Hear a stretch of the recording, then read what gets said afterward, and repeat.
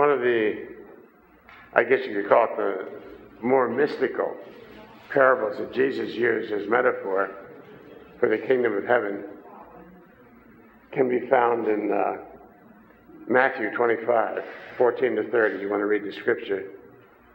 He seems to be suggesting in that scripture that the heavenly experience is directly related to the integrity of our commitment to invest the talents given to us by the Lord of our being. You probably remember the story. The Lord was going on a trip, and he turned the operation of his estate over to his 3 servants. And while he was gone, he charged them each with varying levels of responsibility depending on their several abilities. And during his absence, a servant who the Lord had given 5 talents to invested them well, made a tidy profit, and when the Lord returned, he said, "Well done, thou good and faithful servant. Thou hast been faithful over a few things. I will make thee ruler over many things. Enter then into the joy of the Lord." So far, so good. Likewise, the second servant, who had received 2 talents from the Lord, put them to useful work, adding to the estate. And when the Lord returned, he said, "Well done, good and faithful servant. Thou hast been faithful over a few things. I will make thee ruler over many things. Enter thou into the joy of the Lord." Same reward. Now comes plot shift and the lessons. The third servant, who had received 1 talent from the Lord, got cold feet about taking a chance on losing what the Lord had given him, and decided to bury his talent in the backyard rather than invest it in gainful activities. Now when the Lord returned and discovered the third servant had not invested his talent and could only return what he'd been originally given, well, I'll just say he was not a happy camper. And he landed all over the hapless servant, declaring, "Thou wicked and slothful servant, thou oughtest therefore to have put my money to the bankers and taken in some interest, and then at my coming I should have received mine own with that interest. For unto everything that you hath shall be given, and he shall have abundance, but from him that hath not shall not be taken away, even that which he has." Now I'd say that's a tough boss. This universal principle that Jesus is speaking to and out of, but begging your pardon in that sense of learning the spiritual mysteries of our lives, nobody ever promised us a rose garden, dear hearts. And that's the big one. The short story on that would be, if the flow of your life experience presents you with an opportunity to invest your creative juice in a righteous response to the unfolding moment, jump right in. Get your talents wet and enter thou into the joy of the Lord. Of course, the invitation to invest our talents occurs on many planes in an infinite variety of ways. The way of things might be calling us out to invest our talent in the more mundane worlds of vocation or recreation or politics or education or relationships. If that's the case, then all we can say is go for it. The possibilities there are endless. After all, this incarnation is a human one, so we're invited to enjoy the experience. Get on with the curriculum. All that being the case, though, something was compelling me to sit with the possibility that there might just be a spiritually ordained category of human activity that would max out the grace of investing some talent in its unique opportunity to know the joy of the Lord. Then it struck me, 1 verse after Jesus concluded his teaching on the talents, he began his discourse on the goats and the sheep, articulating exactly how our choices in the arena of service to humanity determines which of these Hebraic symbols we get to identify with. And it's very consequential. The condensed version goes like this: you're a sheep, mazel tov. Enjoy the grace. You're a goat. Oy vey. Oy vey. You remember the teaching there. It's the one that ended with, inasmuch as you've been of service to one of these, the least of these, my brethren, you've done it unto me. And that earns you the designation of a beloved sheep that sitteth on the right hand of the Father. I've got a hunch that the bottom line of the Jesus ethic occurs in that mystical moment when hearts meet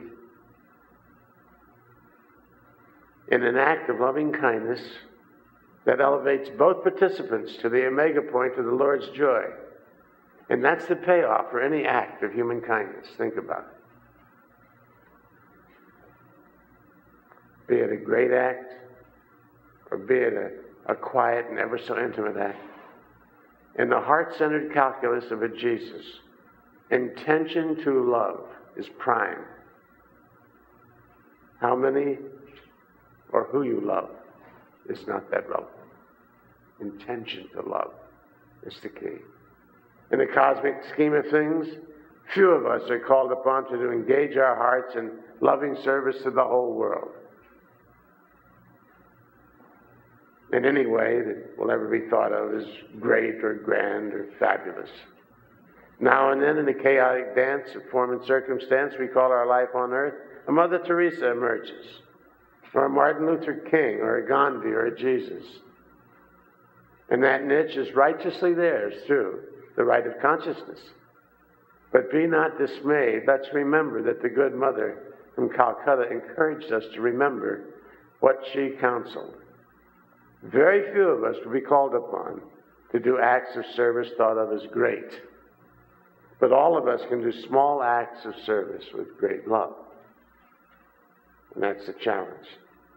To the spiritually awakened, it is readily apparent that every act of service dedicated to the alleviation of human suffering is an equally vital thread in the fabric of this shared mutuality we call our lives. Everything you do in that respect earns that acclamation.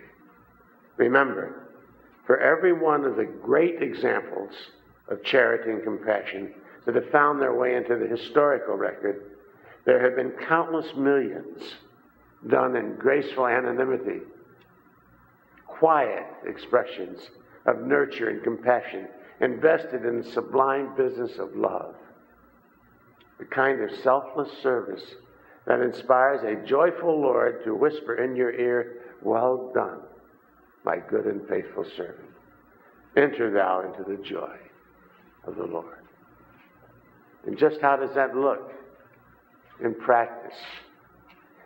Consider this from a book by Ram Dass called Enter into the Joy. The train clanked and rattled through the suburbs of Tokyo on a drowsy spring afternoon. It's not accidental that Tokyo came up in this. Our car was comparatively empty. A few housewives with their kids in tow. Some old folks going shopping. I gazed absently at the drab houses and the dusty hedgerows. At one station, the doors opened, and suddenly the afternoon quiet was shattered by a man bellowing violent, incomprehensible curses. The man staggered into the car. He wore laborer's clothing, and he was big and drunk and dirty. Screaming, he swung at a woman holding a baby. The blow sent her spinning into the laps of an elderly couple. It was a miracle that the baby was unharmed. Terrified, the couple jumped up and scrambled toward the other end of the car. The laborer aimed a kick at the retreating. Let's see, it goes this way. At the retreating back of the old woman, but missed as she scuttled to safety. This so enraged the drunk that he grabbed a metal pole in the center of the car and tried to wrench it out of its stanchion. I could see that one of his hands was cut and bleeding. The train lurched ahead, the passengers frozen with fear. I stood up.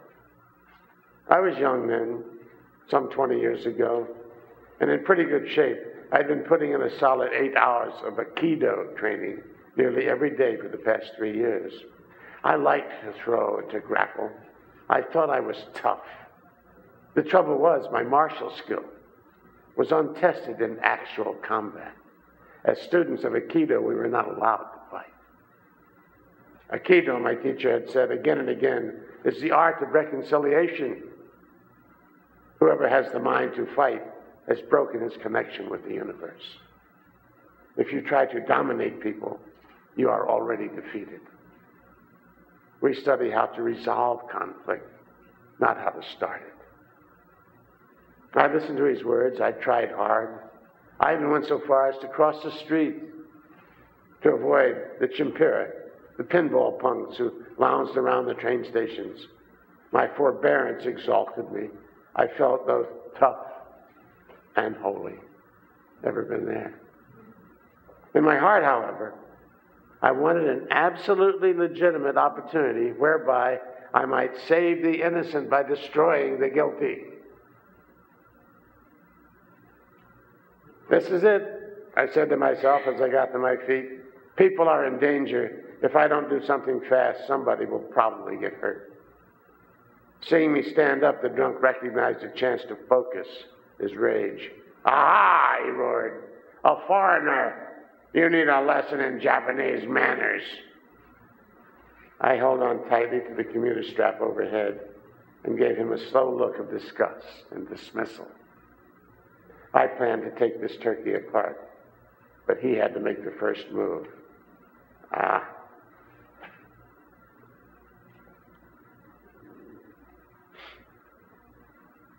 wanted him mad, so I pursued. I pursed my lips and blew him an insolent kiss. All right, he hollered. You're going to get a lesson. As he gathered himself for a rush at me. A fraction of a second before he could move, someone shouted, "Hey!" with ear-splitting in its way. I remember this strangely joyous, lilting, yet commanding quality of it, as though you and a friend had been searching diligently for something, and he had suddenly stumbled upon it. Hey! I wheeled to my left, the drunk spun to his right, and we both stared down at a little old Japanese man. He must have been well into his 70s. This tiny gentleman sitting there immaculate in his kimono.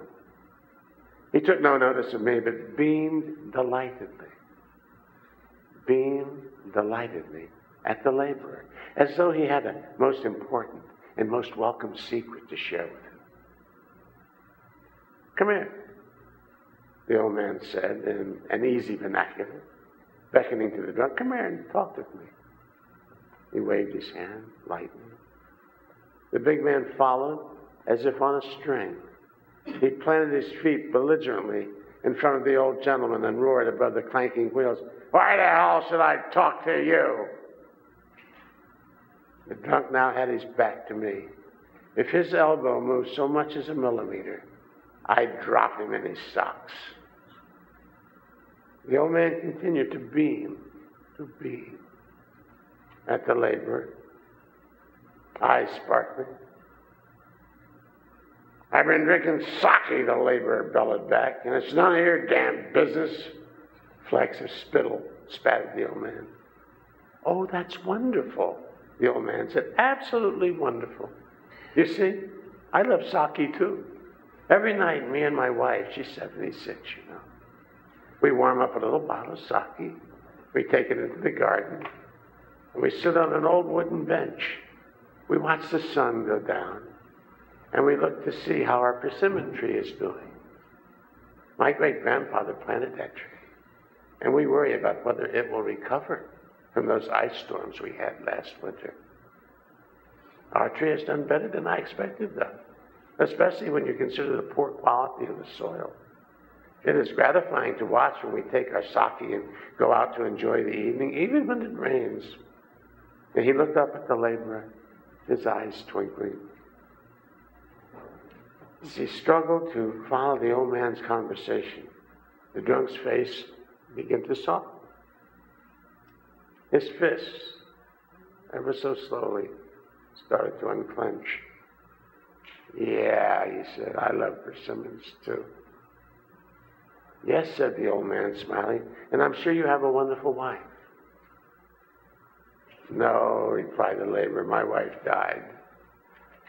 And very gently, swaying with the motion of the train, the big man began to sob. I don't got no wife. I don't got no home. I don't got no job. I'm so ashamed of myself. And then tears started rolling down his cheeks. A spasm of despair rippled through his body. And now it was my turn. Standing there in my well-scrubbed, youthful innocence, my make the world safe for democracy, righteousness, I suddenly felt dirtier than he had ever been. Then the train arrived at my stop. As the doors opened, I heard the old man cluck sympathetically. My, he said, that is a difficult predicament indeed. Sit down here and tell me about it. I turned my head for one last look. The laborer was sprawled on the seat, his head in the old man's lap. The old man was softly stroking the filthy matted hair. As the train pulled away, I sat down on a bench. What I had wanted to do with muscle had been accomplished with kind words. I had just seen Aikido tried in combat, and the essence of it was love. I would have to practice the art with an entirely different spirit. It would be a long time before I would speak about the resolution of conflict. A long time. Enjoy the grace, beautiful ones. The greatest gift you can bring to the dance is your love and compassion. And you have all kinds of opportunities to do it. I love you.